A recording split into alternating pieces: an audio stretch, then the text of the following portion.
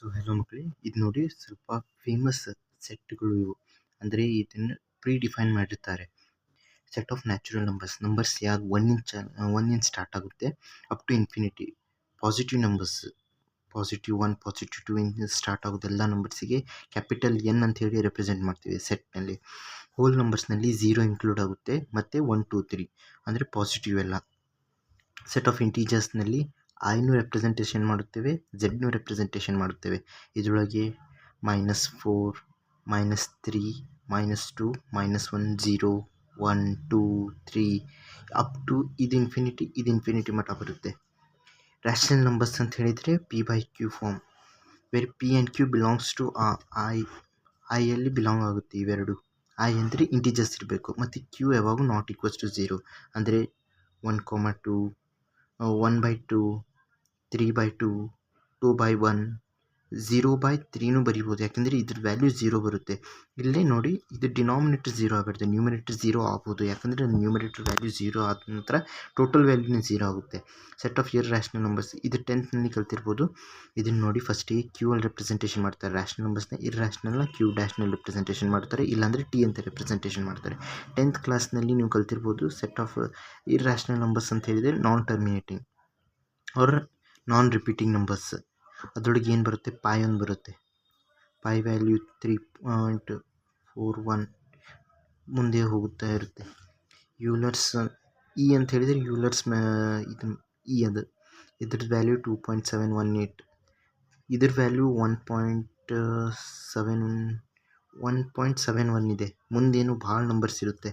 ಇದ್ರ ವ್ಯಾಲ್ಯೂ 1.414, ಇದ್ರ ವ್ಯಾಲ್ಯೂ 1.41 ಹಿಂಗೆ ಬರುತ್ತೆ.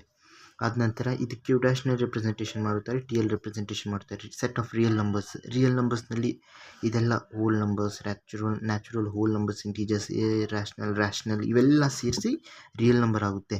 ಇದರೊಳಗೆ 0 ಬರುತ್ತೆ, 1.1 ಬರುತ್ತೆ, 1.2 ಬರುತ್ತೆ, 1.001 ಬರುತ್ತೆ. ಎಲ್ಲ ನಂಬರ್ಸ್ ಇನ್ಕ್ಲೂಡ್ ಆಗುತ್ತೆ ಇದರೊಳಗೆ.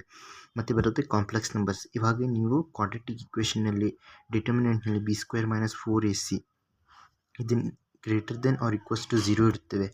ಯಾವಾಗ ಒಳಗೆ ಮೈನಸ್ ಸೈನ್ ಬರುತ್ತೆ, ಅಂದರೆ ಲೆಸ್ ದೆನ್ 0 ಆಗುತ್ತೆ, ಆವಾಗ ಏನಾಗುತ್ತೆ, ಅದು ಕಾಂಪ್ಲೆಕ್ಸ್ ನಂಬರ್ನಲ್ಲಿ ಹೋಗುತ್ತೆ. ಕಾಂಪ್ಲೆಕ್ಸ್ ನಂಬರ್ ಅಂತ ಹೇಳಿ 11th ಕ್ಲಾಸ್ನಲ್ಲಿ ಒಂದು ಫುಲ್ ಚಾಪ್ಟರ್ ಇದೆ, ಅದು ಅಲ್ಲಿ ಕಲಿಯೋಣ. ಅದಾದ ನಂತರ R ಪ್ಲಸ್ ಅಂದರೆ ರಿಯಲ್ ನಂಬರ್ಸ್ನಲ್ಲಿ 1 ಸ್ಟಾರ್ಟ್ ಆಗೋ ನಂಬರ್ಸ್ 1 2 3 ಅಂದರೆ basically R+ is equals to natural ನಂಬರ್ಸೇ. ಓಕೆನಾ. 1 ಸ್ಟಾರ್ಟ್ ಆಗೋ numbers 1 to infinity plus infinity ಇದಾಗುತ್ತೆ. ಇಲ್ಲಿ 1.1 1.2 ಬರ್ಬೋದು, ಯಾಕಂದರೆ ರಿಯಲ್ ನಂಬರ್ಸ್ನಲ್ಲಿ ಎಲ್ಲ ಇನ್ಕ್ಲೂಡ್ ಆಗುತ್ತೆ. Set of real numbers except 0 ಅಂದರೆ R0, ಅಂದರೆ R0ನಲ್ಲಿ 0 ಇನ್ಕ್ಲೂಡ್ ಆಗೋಲ್ಲ. R0ನಲ್ಲಿ ಇದರೊಳಗೆ ಮೈನಸ್ ಇನ್ಫಿನಿಟಿಯಿಂದ ಪ್ಲಸ್ ಇನ್ಫಿನಿಟಿ ಮಟ್ಟ ಇರುತ್ತೆ, ಆದರೆ 0 ಇರೋದಿಲ್ಲ ಇದರೊಳಗೆ. ಅಂದರೆ ಇವಾಗ -4.4 -3.3 ... ಇಲ್ಲಿ 0.99 ಬರ್ಬೋದು, ಮೈನಸ್ ಬರ್ಬೋದು, ಪ್ಲಸ್ನಲ್ಲಿ 0.99 ಬರ್ಬೋದು, ಆದರೆ ಎಕ್ಸಾಕ್ಟ್ 0 ಬರೋಕ್ಕಾಗಲ್ಲ. ಇದಾಯ್ತಾ. ಇದು I0 ಅಂದರೆ ಸೇಮ್ ಅದೇ ರೀತಿಯಲ್ಲಿ. I0 ಅಂತ ಹೇಳಿದರೆ ಇದರೊಳಗೆ ಎಲ್ಲ ಇಂಟೀಜರ್ಸ್ ಬರುತ್ತೆ. 4 3 -2 -1 0 ಬರಲ್ಲ, +1 ಸ್ಟಾರ್ಟ್ ಆಗುತ್ತೆ. ಇದರೊಳಗೆ ಇಂಟೀಜರ್ಸ್ ಎಲ್ಲ ಬರುತ್ತೆ, 0 ಬರೋದಿಲ್ಲ. I0ನಲ್ಲಿ R0ನಲ್ಲಿ 0 ಬರೋದೇ ಇಲ್ಲ. I+ ಅಂದರೆ ಪಾಸಿಟಿವ್ ಇಂಟೀಜರ್ಸ್ ಬರುತ್ತೆ, ಅಂದರೆ ಬೇಸಿಕಲಿ ಇದು ಕೂಡ ನ್ಯಾಚುರಲ್ ನಂಬರ್ಸ್ ಥರಾಗಿ ಬಿಹೇವ್ ಮಾಡುತ್ತೆ. ಪಾಸಿಟಿವ್ ಅಂತ ಹೇಳಿದರೆ ಎಲ್ಲ ಪಾಸಿಟಿವ್ ನಂಬರ್ಸ್ ಬರುತ್ತೆ. Z+ ಅಂತ ಹೇಳಿದರೆ ಸೇಮ್, ಯಾಕಂದರೆ ಇಂಟೀಜರ್ಸಿಗೆ ಇಂದ Z ರೆಪ್ರೆಸೆಂಟೇಷನ್ ಮಾಡುತ್ತಾರೆ. ನೀವು ಅನಿಸ್ತಾ ಇರ್ಬೋದು ಇದರೊಳಗೆ 0 ಬರೋದಿಲ್ವಾ ಅಂಥೇಳಿ. I-ನಲ್ಲಿ 0 ಬರೋದಿಲ್ವಾ. I+ನಲ್ಲಿ ಪಾಸಿಟಿವ್ ನಂಬರ್ಸ್ ಬರುತ್ತೆ, ಇದರೊಳಗೆ ನೆಗೆಟಿವ್ ನಂಬರ್ಸ್ ಬರುತ್ತೆ, 0 ಬರುವುದೇ ಇಲ್ಲ.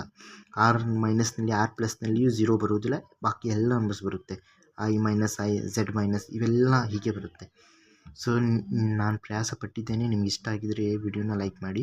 So thanks for watching. ನಿಮಗೇನಾದರೂ ಡೌಟ್ಸ್ ಇದ್ದರೆ ಕಮೆಂಟ್ ಮಾಡಿ, ನಾನು ಅದನ್ನು ತಿಳಿಸುತ್ತೇನೆ.